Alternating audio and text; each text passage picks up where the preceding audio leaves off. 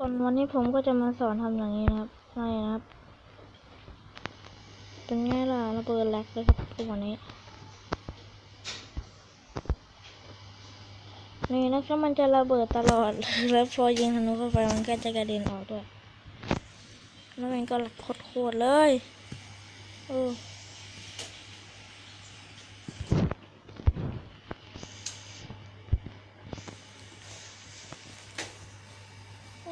ให้เราใช้คำนวณแล้วกดรีพิมพ์ครับ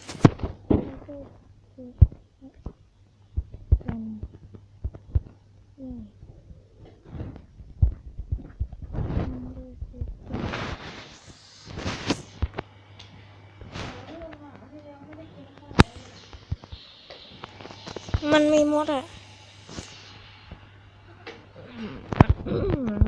เมื่อกี้คุยกับน้องอยู่นะครับคราวนี้นะครับให้เราหาพิกัดโดยการอัพทีพี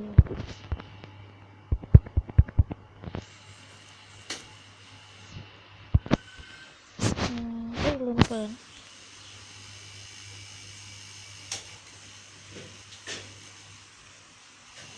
153 135 ลบ 24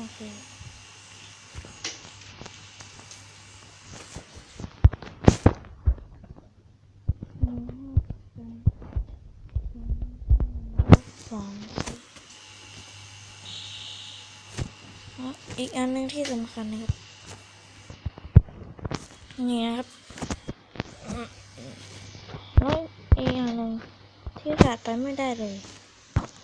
ก็คือครับอันนี้จะช่วยให้ระเบิด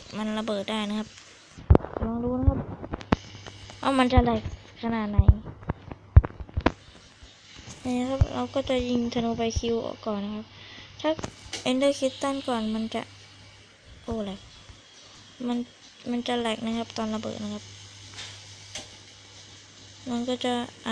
หายไปไหน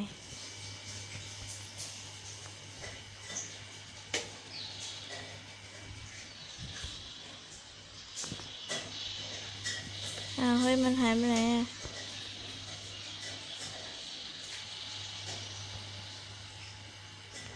นี่นะ